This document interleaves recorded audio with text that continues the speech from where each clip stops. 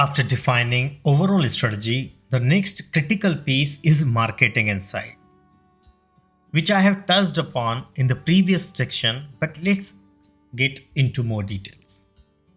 In retail, market insight is all about truly understanding the environment we operate in, whether it is customers, competitors, products, channel, and the trends surrounded.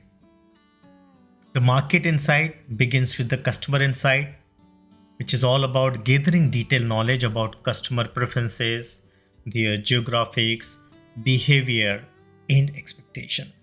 Retailers use surveys, loyalty programs, CRM data, and advanced analytics to really know their customers, what they buy, when they buy, and why they buy. Next comes the category analytics, where retailers study how different product categories are performing. They analyze which categories are consistently growing, which ones are shrinking, and what innovations are driving sales. Then we have assortment analytics. Assortment analytics focuses on evaluating the depth and the breadth of the product's offer. The goal of a buying and merchandising team is to optimize the product mix, offering just enough choice without creating complexity or confusion. Because your assortment is your asset, it is your cash money. If you have a product lying in the store which is unsold, your cash is stuck there.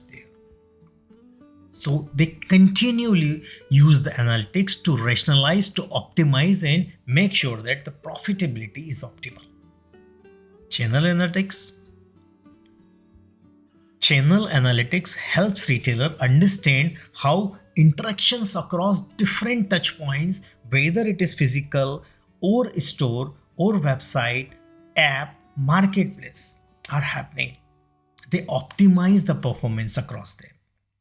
If you are able to link the trend or the evolution that we touched base is unified commerce. In the unified commerce, the channel analytics plays a very critical role to understand the customer journey and targeting where you can make most profit out of it. Marketing and insights. Now, marketing insights or analytics measure the effectiveness of the campaign, promotions, and the loyalty programs, helping retailers defining the right targeting and the communication strategies. This is where you design the campaign which is going to surely hit your sales. We have customer analytics. Customer analytics dive even deeper, using the machine learning and the predictive models to forecast future buying behavior and the personalized offer. So I was talking about the personalization, and this is where the objective of the retail is to touch the individual customer and provide them the best possible offer so that he cannot deny your offering and finally gets converted. We talk about location and the space intelligence, which identifies the best places to open new stores, optimize your layouts, and adjust merchandising based on the local demographics. You, as a retailer, don't need to open 55,000 square feet or 100,000 square feet hypermarkets at every location.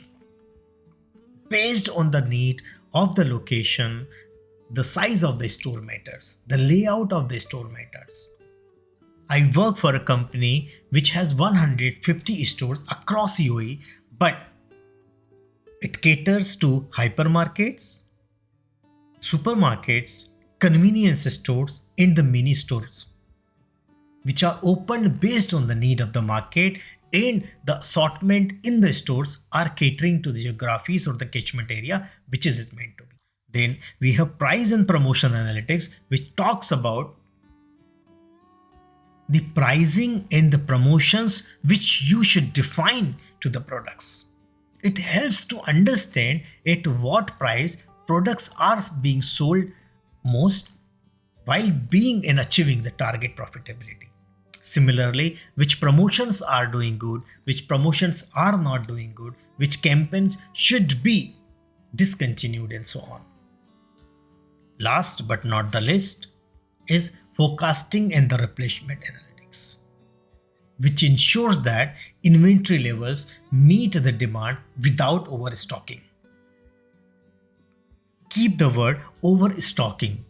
None of the retailer wanted to overstock the goods which they are not able to sell.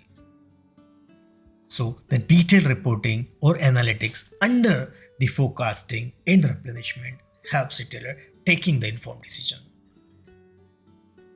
In short, marketing insight turns information and data into actionable items. It gives retailers the ability to make smarter, faster, and the more customer centric decisions. It ensures that planning, buying, marketing, selling are deeply aligned with the market realities.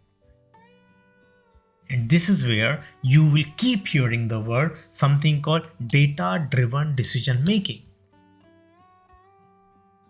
The retailers are more and more investing into the new data technologies, which we are gonna cover part of the session when we touch base into the IT. For now, let's see how all the insights feeds into the operational planning process or the execution process. Let's meet in the next session. Thank you.